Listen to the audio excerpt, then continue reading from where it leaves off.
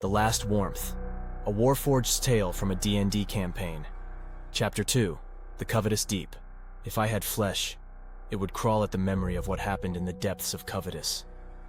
But I am Warforged, built for endurance, constructed to withstand what would break lesser beings. Yet what we encountered in that dungeon's third level tested even my mechanical resolve.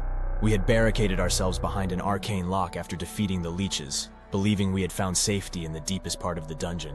My tactical subroutines had calculated this as our most defensible position. My calculations were catastrophically wrong. Nico the shopkeeper sat in the corner of our makeshift camp, his back to the wall. Something about him had changed since we'd freed him from his prison cell. The other survivors we'd rescued spoke of strange dreams, whispered voices calling from depths that shouldn't exist. But Nico hadn't spoken at all since we'd unlocked his cell. "We need to get out of here," Trench said for what my internal chronometer counted as the 100th time. The mysterious agent paced behind our magically sealed door, his usual composure cracking.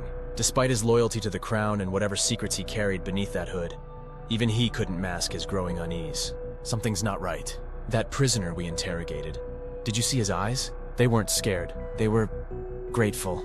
I didn't respond immediately. For the past hour, I'd been staring at Styx's warm embrace, watching as frost formed along its metal surface despite the relative warmth of our shelter. The hammer had never reacted to cold before. Its enchantments should have prevented this, but ice crystals were growing from its very core, spreading outward like some kind of infection. My weapon was changing, and I could feel it trying to get inside my consciousness. "Cable?" Skye approached cautiously, her tiny form glowing with concerned magical energy. For once, her voice held genuine worry instead of that aloof tone that usually triggered my irritation protocols. "Your hammer, it's changing." I looked up, my optical sensors dimming slightly. "I know, I can feel it. Something's trying to get inside." AAU called out from his watch position, his small but powerful voice cutting through our growing dread. The tiny green Verdan's clerical senses were finally attuned to supernatural disturbances, more so than any of us had realized. "Guys, Neko's gone." We turned as one to where the shopkeeper had been sitting. Only empty space remained. But on the stone floor where he'd been, someone had carved symbols. The same geometric patterns we'd seen in the blood-soaked snow of Windmere Woods. My logical processors reached the only possible conclusion, and I voiced it with mechanical certainty. "We never rescued him. We were supposed to find him.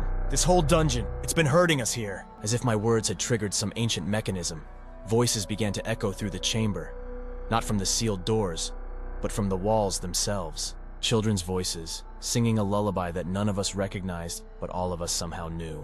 The frost on Styx's warm embrace began to glow with the same dark energy we'd seen in the eyeless girl's sockets.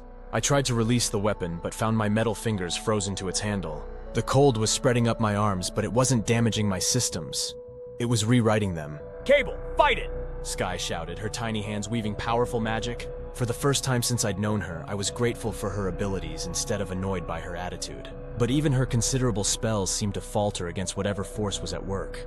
I looked at my companions and saw the truth reflected in their terrified faces. The transformation wasn't limited to me. Trench's usually concealed features were becoming visible through his hood as his skin took on a bluish tint. Ahu's small green form was becoming rigid with cold despite his divine protections. Connor's faltering faith was literally freezing the holy symbol at his chest. And Skye's delicate fairy wings were becoming crystalline with frost. "How long have we been down here?" I asked, though my chronometer already indicated the answer would horrify them. Skye checked her magical timepiece and screamed, a sound impossibly loud for such a tiny creature.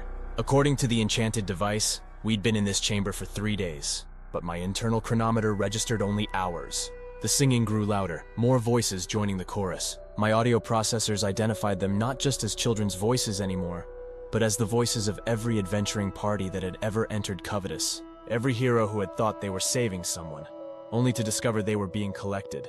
As the arcane lock on the door began to dissolve, revealing not the corridor we'd sealed ourselves away from, but an endless expanse of swirling snow and darkness, I gripped Styx's warm embrace with both hands. My giant strength, that primal power that flowed through my mechanical frame, felt different now, colder, hungrier. The last thing I processed before the cold claimed my consciousness wasn't the approach of enemies.